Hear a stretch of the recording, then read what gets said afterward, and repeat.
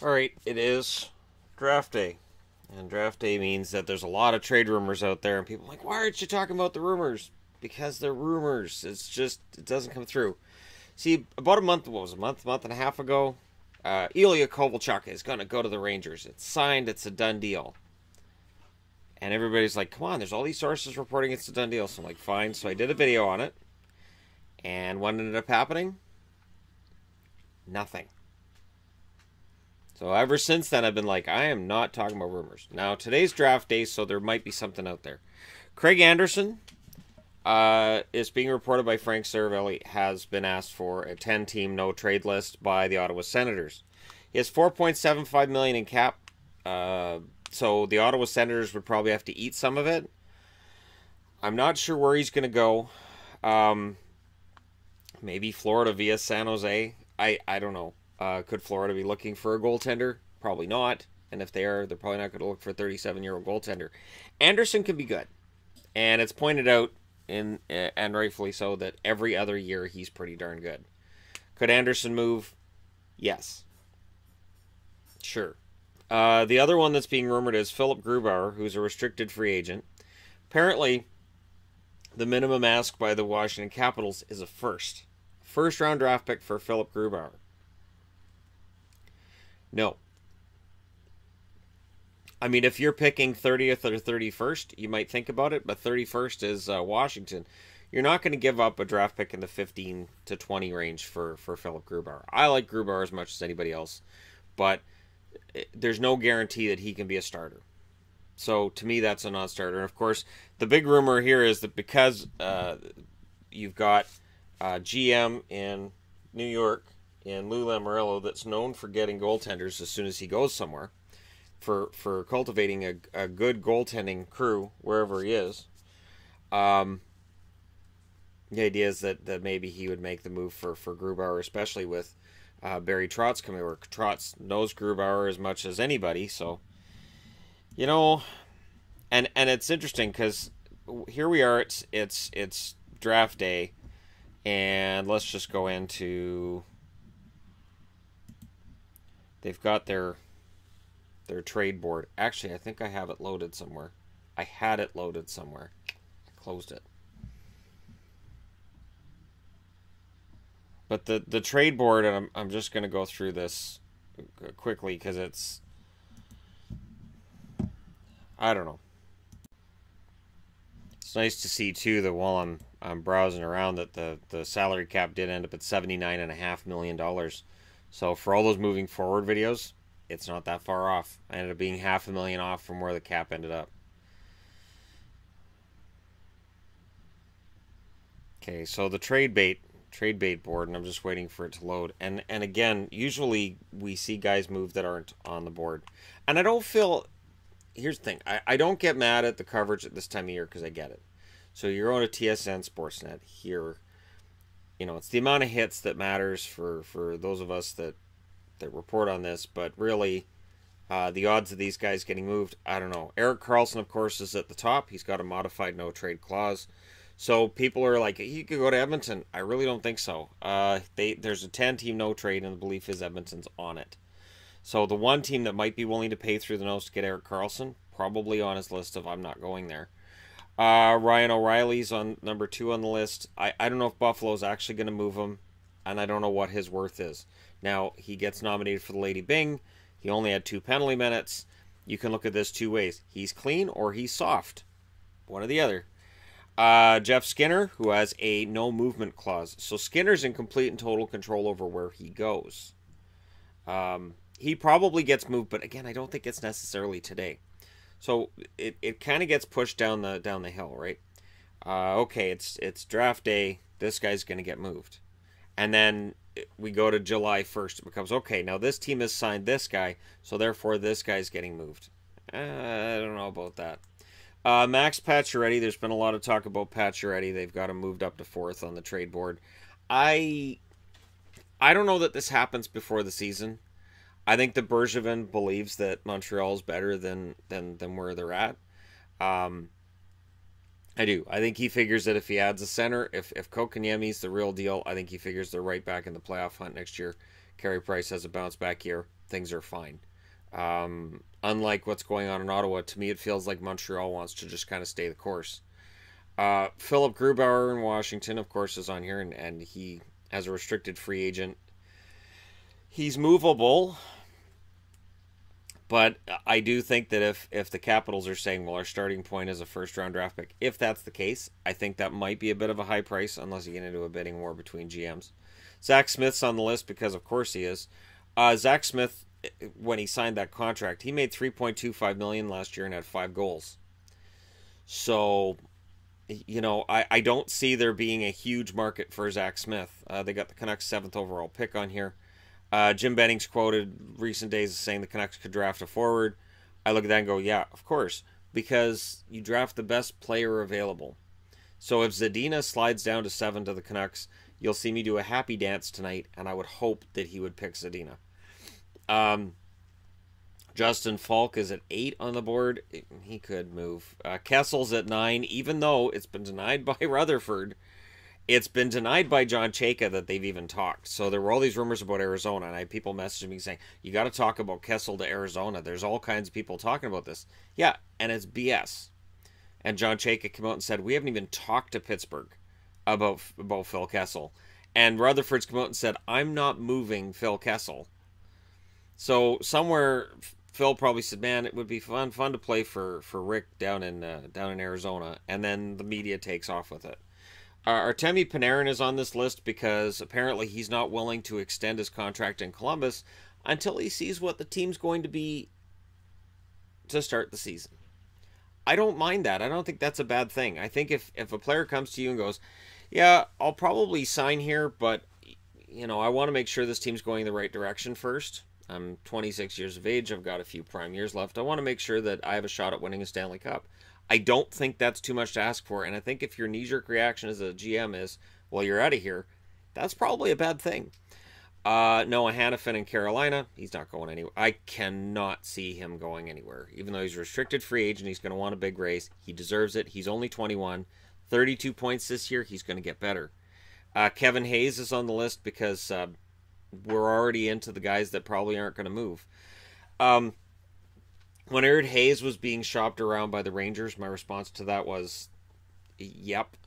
I like Kevin Hayes, but I can understand that the Rangers might want to move him out while they're doing this quick retool. I think that they figure that they can bring in rookies this year, and I think they're going to be active in free agency as well. This is not going to be a rebuild. So a guy like Hayes, who's due for a raise on his $2.6 million he made this past season, they might look and say, well, we can improve that position. We appreciate what he's done for this organization. We wish him the best in his future endeavors, but we can improve things. Lucic is at 13, even though he has no movement clause. So again, even if Chiarelli finds a fantastic deal, Lucic has the right to say, I'm not going there. And a lot of places that might take Lucic, Milan might look at and go, I'm not going there. So that's he has all the power there. Alex Petrovic is on the list from Florida. I'm not entirely sure why. I guess because he's a restricted free agent. I would imagine he'll re-sign, though, in Florida. Dougie Hamilton's on the list because he got to have somebody from Calgary on the list. They got PK Subban on the list, even though he's not going anywhere. He's the cover athlete for NHL 19. I can't see Nashville trading him. Rasmus Ristolainen's on there. I can't see... See, I can almost understand. Well, Dahlin's going to come in, so Ristolainen can go out. But part of the problem in Buffalo has been depth on the blue line. So I can't see Risto being moved out unless he's miserable and has asked to be moved. I can't see it because I want to see Risto and Dahlin together this fall. And I think we have an excellent chance of seeing that. But there he is on the board. Jacob Trouba's on the board. He's there every year, isn't he? Isn't this 3 years in a row we've had Jacob Trouba trade rumors? There were rumors that Boston was going to give up their first and a prospect and a roster player or something along those lines last year, and I was like, please no. I like Trouba, but I do think he's overvalued by some writers and not, and I'm not putting him down. I'm just saying I think he gets overvalued. Connor Sherry's on the board. I can't see anybody touching Sherry. Now, Sherry, 18 goals, 3 million. That's very reasonable. He's only 25. But people are going to look at that goal total and say, what can he do without Crosby? There have been instances before where guys who played with Crosby and got goals went elsewhere and it didn't work out. So teams might be a little shaky with him. I'm surprised to see Ryan Spooner on the list, and yet $2.83 million. He's a restricted free agent. If he wants more money than that, it's going to be tricky because you've got a player in Spooner that played well, really well after being moved to the Rangers. But it didn't last that long. But because it's a small sample size, it makes it look like he had a fantastic time in New York for the Rangers. And if that inflates his value as a restricted free agent, the Rangers may very well be smart to move him. Spooner's a decent forward. He can score you 50 points in a season. He can score you about 12 to 15 goals. But I don't know that I would want to pony up. You know, if he wants, I mean, he made 2.83, so if he wants, like, say 4, I don't know. I don't know if I'd look at that and say that was something I wanted to do. The funny one is at 21 on the list is Bobby Ryan. Ottawa's been trying to move Bobby Ryan for a while. He has a modified no trade clause. I don't know who picks up that $7 million. He only had 11 goals last year. His contract is one of the worst in the league. He's still got 4 years left on that contract. I don't know who's going to take it. He's 31 years of age. That means it's going to go until he's 35. It's not a contract you want to buy out. It's kind of buyout proof. So I can understand that Ottawa may very well be trying to move him. I don't see who's going to grab him, and I don't see what Ottawa's going to do because they'd have to give up something in order to get rid of him. There were rumors that, of course, he was tagged to Erik Karlsson. So the idea being, all right, we'll give you Karlsson, but you have to take Bobby Ryan too, which just doesn't make any sense because now you're diminishing the return you're going to get for Erik Karlsson in order to get rid of Bobby Ryan. Why don't you maximize your return on Karlsson and then do whatever you want with Ryan after, but maximize your return for the biggest piece you have in the game. Burakovsky's on the list. I really honestly can't see Washington getting rid of Burakovsky. Tanev's on the list because he's always here. There have been Tanev trade rumors for years. Do I think it's going to happen now? Yep, it could, but he only played 42 games due to injury last year. He's injured all the time. He's got a $4.5 million cap hit for 2 more years. I honestly, as a GM, would steer clear of Tanev. If I needed a defensive defenseman, I want somebody a little more reliable. And I don't mean that as an insult to Tanev. I'm glad he's a Canuck, but I just can't see anybody touching that right now. Alex Edler is on the list at 24. He has a no-trade clause. Again, at $5 million, he's only got 1 year left. So he may very well be a decent rental if the Canucks say, yeah, we'll eat 20% of his cap hit for the rest of the year. But even though he had 34 points in 70 games last year, that was kind of a comeback year. He needed a comeback year because he'd been brutal the year before. He's 32 years of age in a league that's getting younger all the time. So there are reasons to look at Edler right now and say, yeah, the Canucks probably want to move him. But who's picking him up? And then at 25 on the list is Corey Perry. Corey Perry's on the list because apparently at some point last year, the Anaheim Ducks asked him for his for his 10-team trade list, so 10 teams he'd be willing to be moved to. I haven't heard that they've done that again. I haven't. There's all these rumor sites out there, and they're all, oh, I hear. I'm not going to do that. So what I know with Corey Perry is this. He makes $8.63 million. He got 49 points and 17 goals. He's not worth $8.63 million.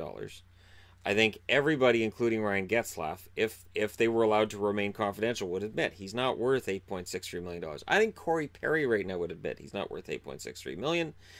And for that reason, I don't know that he necessarily goes anywhere. He's also got a no movement clause, meaning that for the GM to move him, the GM has to go and say, hey, do you mind if we trade you somewhere? And if he goes, no, I'm good here, he's not going anywhere. And he's got 3 years left on that deal.